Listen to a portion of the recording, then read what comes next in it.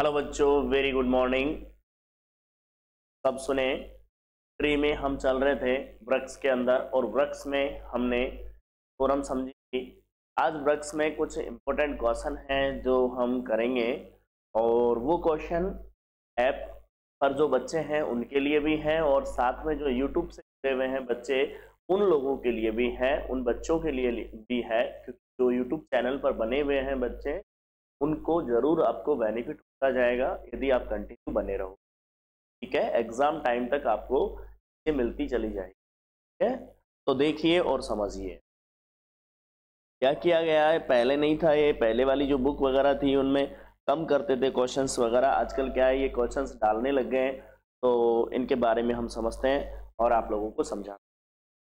देखिए बच्चों, सबसे पहले तो आप लोग यहाँ पर ध्यान दीजिए और समझिए। आप लोग यहाँ पर देखिए,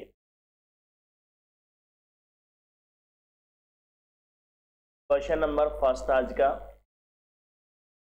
देखिए बच्चों। क्वेश्चन नंबर फर्स्ट सभी बच्चे देखेंगे और लिखेंगे साथ में। देखिए बच्चों, किसी वृक्ष टी में 2n शीर्षों की कोटि 1 है। किसी वृक्ष से टी में 2n शीर्षों की कोटि 2n शीर्षों की कोटि 2n शीर्षों की कोटि 1 है। सबसे पहली चीज तो यहां पर आप क्लियर हुई कि 2n शीर्षों की कोटि कितनी है, 1, कोमा 3n शीर्षों की कोटि 2 है, कोमा 3n शीर्षों की कोटि 2, कोमा तथा n शीर्षों की कोटि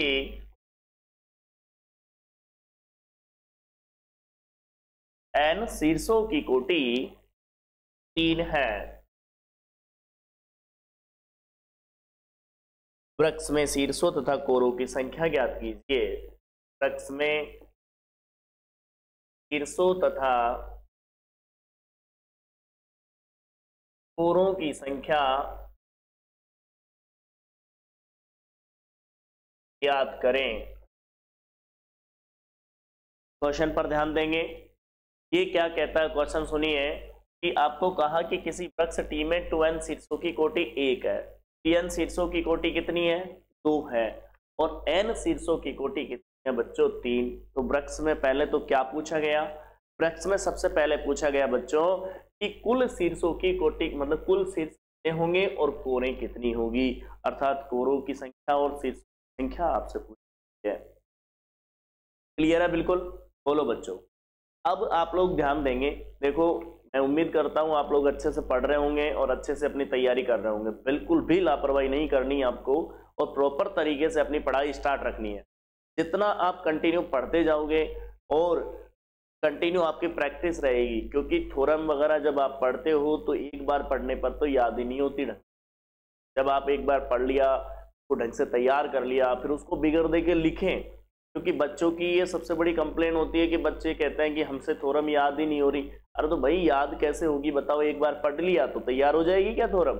ऐसा नहीं होता, पढ़ना पड़ता है, आपको प्रैक्टिस करनी पड़ती है। मैथमेटिक्स प्रैक्टिस मांगती है, ये विशेष रूप से आप लोग। ठीक है बच्चों, तो देखिए और समझ, हम इसको सोल्व करते हैं बच्चों। सबसे पहले तो जो दे रखा है वो क्या है, कैपिटल टी एक क्या है, वृक्ष है। अब क्या निकालें हम इसमें, कुल शीर्षों की संख्या। तो देखो टोटल शीर्ष कितने हुए, कुल शीर्षों की संख्या, कुल शीर्षों की संख्या देखो कितनी हुई। सबसे पहले तो बताओ कितनी है, 2n शीर्ष है, फिर कितने हैं, 3n शीर्ष है, फिर कितने हैं, n शीर्ष। हो गए टोटल 2n 3n और n, कितने हो गए टोटल शीर्ष? ये आ गए आपके पास 6n शीर्ष। बोलो शीर्षों की संख्या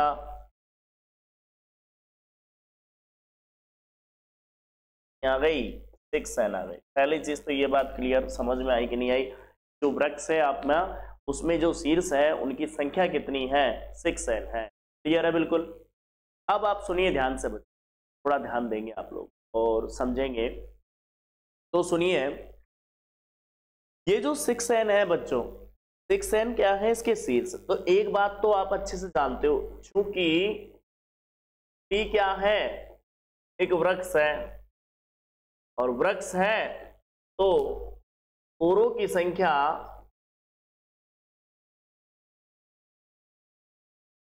संख्या बराबर 6n-1।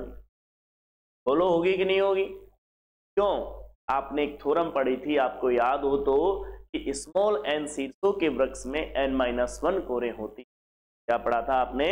कि स्मॉल n शीर्षों के वृक्ष में कितनी कोरें होती है? n-1 कोरें होती है। क्लियर है बिल्कुल। तो सुनिए, यहाँ पर शीर्ष कितने हुए? 6n। तो बताओ कोरों की संख्या कितनी हो गई? 6n-1 हो गई ना। क्लियर है बिल्कुल। तो आप यहाँ पर ध्यान देंगे बच्चों, कि क्या आ गया आपके पास? कोरों की संख्या। ठीक है। अब आप सुनिए ध्यान से, अब हम बात करते हैं, कोटियों पर आते हैं। तो आप बताइए, जैसे अपने पास है कितने शीर्ष थे? अपने पास देखो 2n शीर्ष है। अब उन 2n शीर्षों की कोटियों का योग कितना हुआ? अब बताओ, 2n शीर्षों की कोटियां कितनी दे रखी थी? 2n शीर्ष की कोटियां दे रखी है 1। तो बताओ, एक कोटि है तो कितने हो गए टोटल? ये हो गए। क्लियर है बिल्कुल। एक मिनट,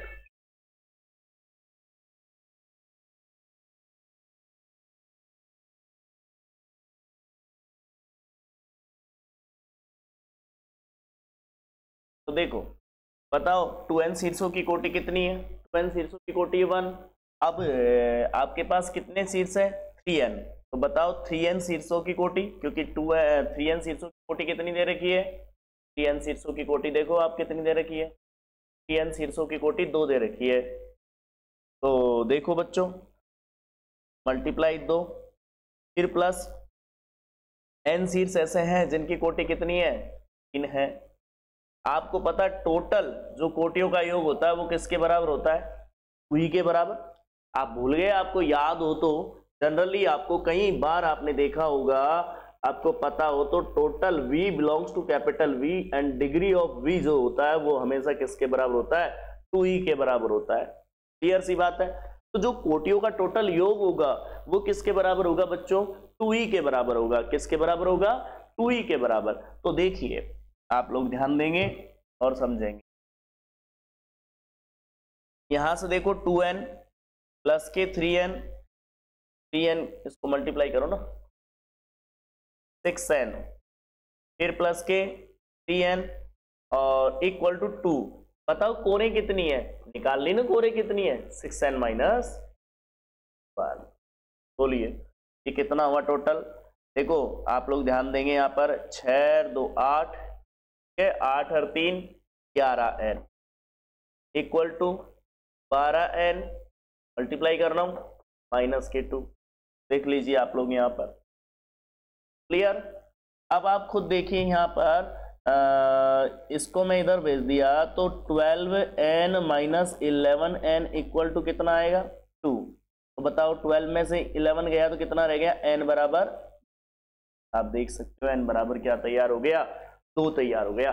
मतलब n का मान 2 है। अब n का मान 2 है तो अब आप याद कर सकते हो क्या? वृक्ष में कुल शीर्षों की संख्या बराबर, अब वृक्ष में कुल शीर्षों की संख्या देखो बच्चों, n का मान 2 है तो शीर्ष कितने हैं आपके पास? 6n। तो इसका मतलब 6 मल्टीप्लाई 2, तो कितना आ गया वृक्ष में? वृक्ष में कुल शीर्ष कितने रह गए भाई? वृक्ष में कुल शीर्ष कितने हैं? कुल शीर्ष बताओ आप। वृक्ष में कुल शीर्ष कितने हो गए? 12। क्लियर है बिल्कुल। अब एक बात बताओ आप, कोरों की संख्या की बात करूं मैं, कोरों की संख्या, कोरों की संख्या कितनी होगी? 6 मल्टीप्लाई 2, आपको पता है कोरों की संख्या 6n-1 है, 6 मल्टीप्लाई 2 -1 तो कितना आ गया 12 -1 तो कितनी आ गई 11 कोरे। बात समझ में आ रही है? सवाल ने ये कहा था सीधा सीधा, क्वेश्चन पर ध्यान दें तो आप लोगों के सामने जो क्वेश्चन था वो ये था, पढ़ें। क्वेश्चन ये था कि किसी वृक्ष टी में आपके 2n सीड्स तो ऐसे हैं जिनकी कोटि 1 है, और दूसरा आपके सामने 3n सीड्स ऐसे हैं जिनकी कोटि 2 है। आपसे कहा गया n शीर्षों की कोटि 3 है तो वृक्ष में शीर्षों तथा कोरों की संख्या ज्ञात करो। ये आपको करना था। हमने टोटल शीर्ष निकाल लिए 6n, 2n, 3n और प्लस n जोड़ दिया। क्लियर है? अब आपको पता है कि वृक्ष है तो जितने शीर्ष होते हैं, जैसे n शीर्षों का कोई वृक्ष होता है तो कितनी कोरें होती है उसके अंदर, n-1 कोरें होती है। बिल्कुल माइंड में क्लियर कर लेना आप लोग इस बात को। यहां पर हम ध्यान रखें, ये तो आप बिल्कुल फिक्स कर लीजिए, न्यूमेरिकल ये जो क्वेश्चंस हैं वो आने वाले हैं, 100% क्वेश्चन आने वाले हैं, तो आप लोग ध्यान दें, क्वेश्चनों की भी प्रैक्टिस करना जरूरी है आप लोगों को। तो चूंकि टी एक वृक्ष है तो कोरों की संख्या क्या होगी 6n-1। मान लो टी एक वृक्ष है तो कोरों की संख्या क्या होगी 6n-1। V belongs to capital V, degree of V equal to 2e। हम जानते हैं कि कोटियों का योग 2e के बराबर होता है, तो सबकी कोटियां ज्ञात कर लेते हैं लोग। 2n शीर्षों की 1 है, 3n की 2 है, n की 3 है, मल्टीप्लाई कर दिया, सबका योग किसके बराबर है 2e के बराबर। ये कितना है 11n, e का मान क्या है 6n-1 रख दिया, आपने देखा कि n का मान है। जैसे ही आपके पास n का मान मिला वैसे ही आपके पास 6 शीर्षों की संख्या भी मिल जाएगी और कोरों की संख्या भी मिल जाएगी, अर्थात कुल शीर्ष तो 12 है और कुल कोरे कितनी है आपकी 11 है। ठीक है, तो इसे नोट करें।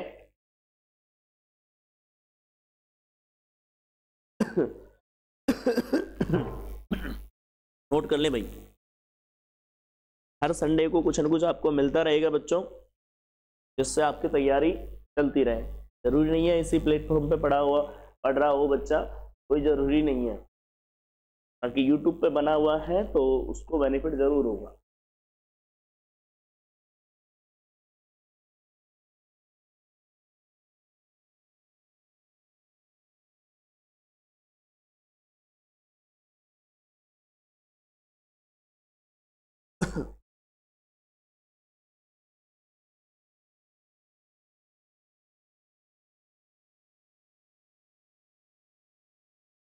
कि आजकल जो क्वेश्चन आते हैं उनमें थोड़ा चेंजेस कर दिया गया, क्योंकि आपने पिछली सेमेस्टर का पेपर यदि देखा होगा, पिछला सेमेस्टर का, तो उस पेपर में आप लोगों को एक तो सबसे बड़ी चीज तो ये मिली होगी कि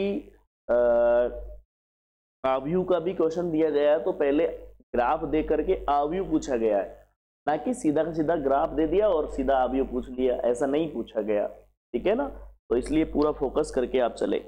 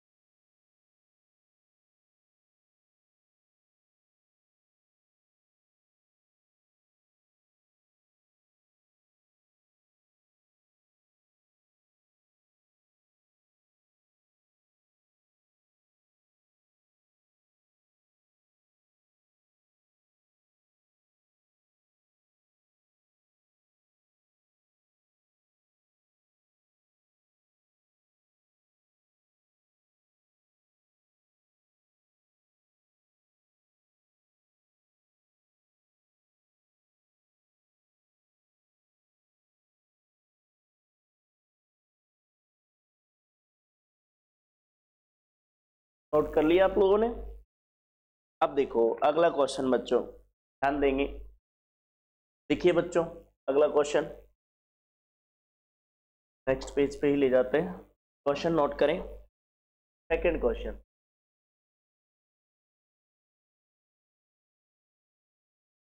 यदि किसी वृक्ष से यदि किसी वृक्ष से यदि किसी वृक्ष से कैपिटल टी में दो शीर्ष, यदि किसी वृक्ष से टी में दो शीर्ष, दो शीर्षों की कोटि दो तथा चार शीर्षों की कोटि, दो शीर्षों की कोटि तो कितनी है बच्चों आपके सामने, दो शीर्षों की कोटि है कितनी आपके पास, दो। चार शीर्षों की कोटि कितनी है, तीन। तथा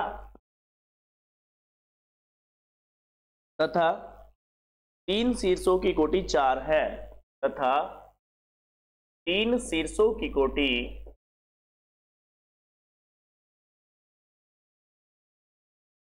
चार है। तब वृक्ष टी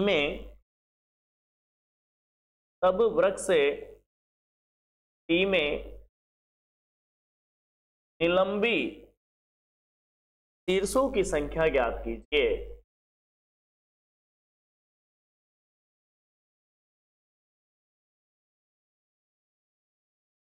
ध्यान से क्वेश्चन पर फोकस कीजिए बच्चों, कि टी कोई वृक्ष है, उसमें दो शीर्ष की कोटि तो दो है, चार शीर्षों की कोटि तीन है, और तीन शीर्षों की कोटि चार है।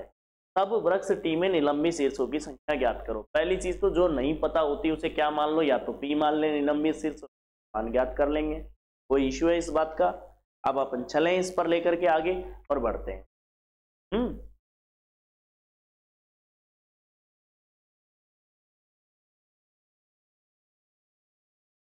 तो देखिए बच्चों, सॉल्यूशन करते हैं इसका, ध्यान से समझ,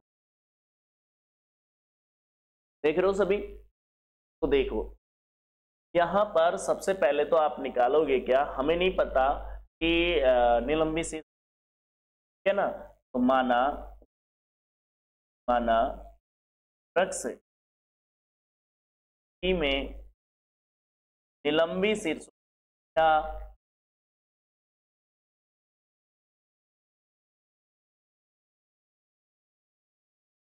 है, हमने लेट कर लिया कि उसके अंदर जो निलंबी शीर्ष है उनकी जो संख्या है वो कितनी है आपके सामने, पी है। मतलब वृक्ष टी में निलंबी शीर्षों की संख्या कितनी मान ली भाई, पी मान ली। कोई प्रॉब्लम है किसी चीज को? अब देखिए पी है, अब आप सुनिए ध्यान से, तो कुल शीर्षों की संख्या, तो कुल शीर्षों की संख्या,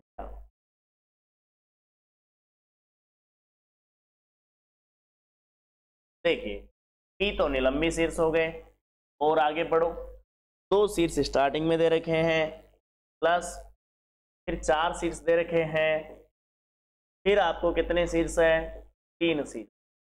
तो टोटल कितने में देखो, चार दो छह तीन नौ, तो कुल शीर्षों की संख्या तो कितनी हो गई, पी प्लस 9। कौन हो गए, शीर्ष हो गए। पहले तो यहां तक की बात क्लियर हुई होगी आप लोगों को, है ना, कोई डाउट थोड़ी है इसमें। मतलब आपके सामने पी शीर्ष है, दिख रहे। अब आप देखिए बच्चों और समझिए, आपको पता वृक्ष है ना ये, तो कोरों की संख्या ज्ञात कर सकते हो सीधे सीधे। क्यों? क्योंकि आपको पता होगा जितने शीर्ष होते हैं -1 कोरें होती है, अर्थात n शीर्षों के वृक्ष में कितनी कोरें, n-1, तो कोरों की संख्या, तो वृक्ष से टी में कोरों की संख्या कितनी होगी, p + 9 - 1, तो कितनी हो गई बच्चों,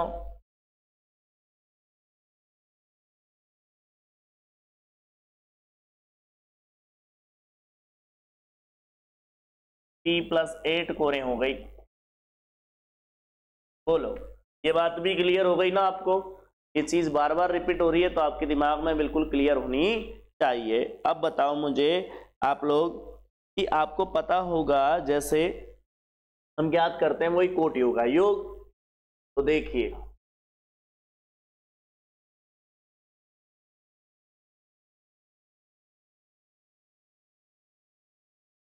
ओके, अब कोटियों का योग पर आ जाते हैं। तो बताइए दो शीर्ष की कोटियों का योग निकालता हूं ना। अब बताओ दो शीर्ष की कोटि कितनी है, दो, तो दो मल्टीप्लाई दो, प्लस चार शीर्षों की कोटि कितनी है, तीन, चार मल्टीप्लाई तीन, फिर प्लस तीन शीर्षों की कोटि कितनी है, तीन मल्टीप्लाई चार। ठीक है, तो पी शीर्षों की कोटि कितनी है, अरे निलंबी शीर्ष है वो तो वन ही होगा उसकी कोटि, बराबर किसके होता है, टू ई के बराबर। बोलो क्लियर है ना बिल्कुल। अब आप देखो टोटल योग निकाल लीजिए कितना आता है, चार प्लस बारह plus P equal to two E. बताओ बारह बारह चौबीस, चौबीस और चार 28, तो P plus 28 equal to two. अब सुनो E का मान कितना है, कहाँ गया, ये रहा, यही है ना कोरे, तो E का मान कितना है, P प्लस 8। बोलो मैं नहीं कह रहा, ये यहां से देखो आप लोग कोरे कितनी निकाल लिया आपने, P प्लस 8, P प्लस 8 की वैल्यू रख दो, तो P plus 28 equal to 2P and plus के 16। अब आप देखिए 2P को इधर ले लो, तो 2P minus P equal to 28 minus 16। तो बताओ P बराबर कितना आ गया, आपको पता है 1 1 और 1, P बराबर 11 आ गया। किसी को कोई प्रॉब्लम है क्या, सॉरी चेक कर दी, हाँ 8 में से 6 जाएंगे तो 2 बचेंगे, 1 12 12 बचे। ठीक है भाई, तो P बराबर कितना है, 12 है। अब एक चीज बताना बच्चों, यहां पर थोड़ा समझना कि P का मान 12 आ गया, तो P क्या है, निलंबी शीर्षों की संख्या। P क्या है, निलंबी शीर्षों की संख्या, निलंबी शीर्षों की संख्या, ये तो हमारा P है। अब मैं बात करूं यहां पर, वो खुद पूछ रहा है कि आपको बताना है कि भाई शीर्ष कितने होंगे। अब P का मान तो ज्ञात, यही तो पूछ रहा है निलंबी, और कुछ सवाल हो गया, सिंपल सी बात है। 12 शीर्ष ऐसे हैं जिनकी को दोबारा देख लीजिए बच्चों। सबसे पहले तो पूरा का पूरा वृक्ष का चैप्टर आपका क्लियर होना चाहिए। आपकी जो यूनिट है, यूनिट नंबर कौन सी पता हो तो आपको, यूनिट नंबर आपकी है वो थर्ड यूनिट। थर्ड यूनिट में याद रखें मतलब आपका ग्राफ का भी कंसेप्ट है कुछ, और साथ में आव्यू वगैरह, ये जो ग्राफ का कंसेप्ट है वो आपका इसी यूनिट में है, और ट्री तो पूरा है ही है, पूरी तरीके से प्रॉपर आपको पढ़ना है उसके अंदर। तो आप लोगों को देखना है, जो ये क्वेश्चन मैं कराता हूँ हर संडे को आपको क्वेश्चन जो मिलेंगे उन्हें जरूर कवर करना है, क्योंकि क्वेश्चन ठीक है। और आपको ये देखना है कि पहले तो कि जैसे बाइनरी ट्री है तो उसकी क्या क्वालिटी है, द्विचर वृक्ष है तो उसकी क्या क्वालिटी है, ये सारी चीजें आप लोगों के सामने क्लियर होनी। जैसे द्विचर वृक्ष है तो आप जानते हो ऐसा वृक्ष, ऐसा समूल वृक्ष होता है जिसकी एक शीर्ष कोटि तो क्या होती है, दो होती है, और वो होता कौन सा शीर्ष है, वो जड़ अर्थात मूल, और बाकी शेष जो शीर्ष है उनकी कोटि एक अथवा कितनी होती है, तीन होती है। वो चीज बिल्कुल क्लियर होनी चाहिए। ऐसा भी क्वेश्चन है जिसमें अपन इस चीज को समझेंगे। ठीक है, यहाँ तक मेरे हिसाब से करीब करीब आप लोगों के सामने बिल्कुल क्लियर है, इसे नोट कर लीजिए।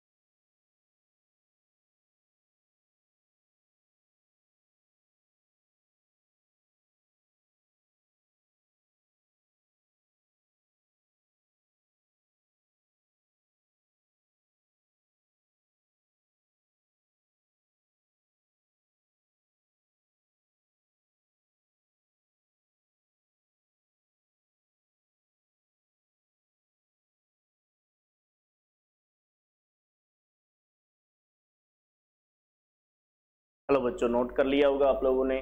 यहाँ पर ध्यान देंगे, आज हमने क्वेश्चन डिस्कस किया आप लोगों के साथ, और आप लोग ध्यान देंगे थोड़ा सा और समझें।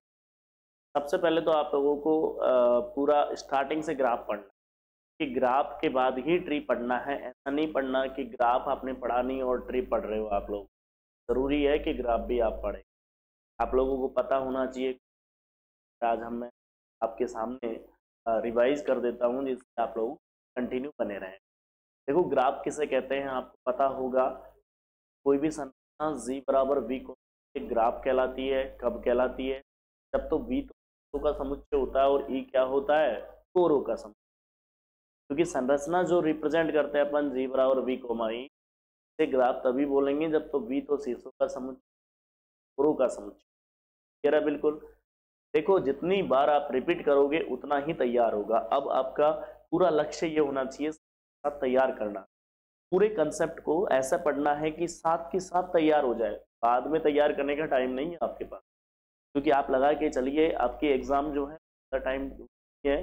बाकी ये है कि आपको कंप्लीट सिलेबस मिलेगा यहाँ पर, साथ में तैयार भी होगा।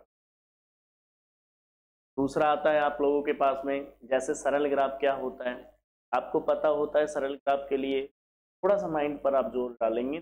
ग्राफ होता है ऐसा ग्राफ जिसमें कोरे उपस्थित ना हो, क्या कहलाता है? आपका सरल ग्राफ कहलाता है। सरल ग्राफ के नाम बनते हैं। क्या आप लोगों से जाता है कि ग्राफ, देखो मल्टी ग्राफ कई बार एग्जाम में बहुग्राफ के नाम से आ चुका है। तो मल्टी ग्राफ है बच्चों, वो किस नाम से आ चुका है? बहुग्राफ के नाम से आ चुका। तो मल्टी ग्राफ को क्या कहते हैं? ग्राफ कहते हैं। तो ये क्या होता है? ऐसा ग्राफ जिसके अंदर समांतर कोरे तो लेकिन लूप विद्यमान हो। मल्टी ग्राफ, बात बिल्कुल क्लियर हो रही होगी आप लोगों की।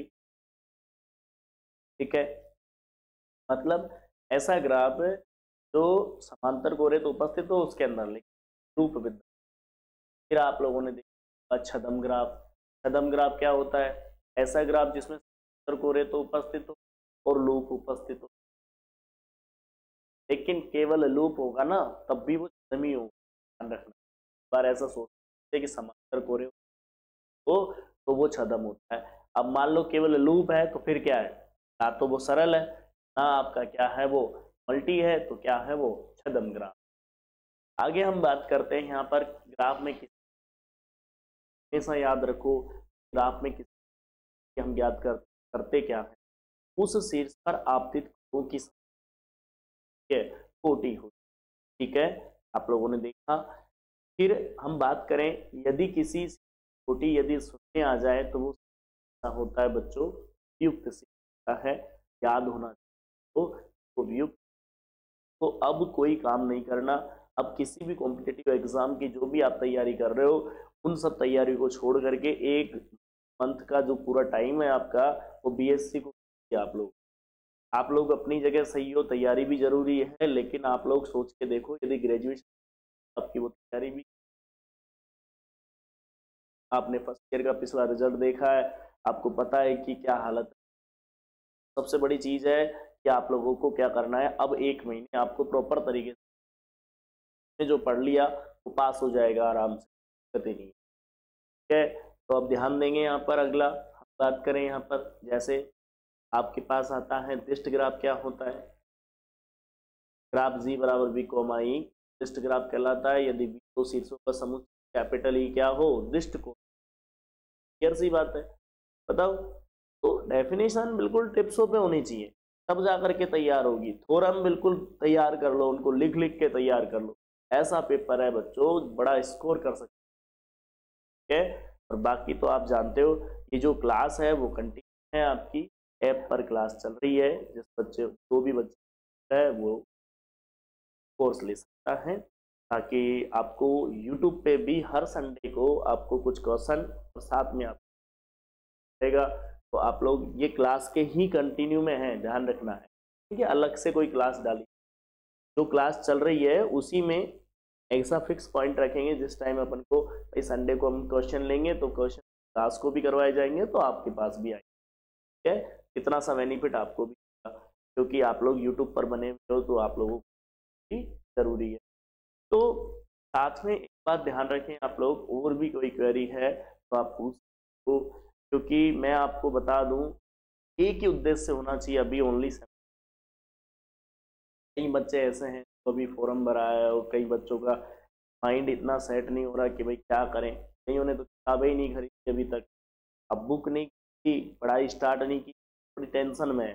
बिल्कुल टेंशन नहीं करनी, आपको केवल प्रॉपर तरीके से पढ़ना है कि आप बिल्कुल क्लियर हो जाए आपका पेपर। तो 2.5 है वो पूरी पढ़नी पड़ेगी प्रॉपर तरीके से, बात याद। और आप लोग इसी बात पर ध्यान दें और साथ में जारी रखें। फिर मिलते हैं, आगे की जो क्लास है वो आगे की क्लास कंटिन्यू अपनी पर भी रहेगी। और ठीक है भाई, थैंक यू। आपको अच्छी लगती है क्लास तो ज़्यादा से ज़्यादा शेयर किया करो, जितना आप लोगों का सपोर्ट होगा उतनी क्लासें आपके पास आती जाएगी। यूट्यूब पे क्लास तभी आएगी जब आपको आपका सपोर्ट मिलेगा, ध्यान रखना। ऐसा नहीं कि क्लास बच्चा इंटरेस्ट ही नहीं दे रहा और आपके पास क्लास, पॉसिबल नहीं है।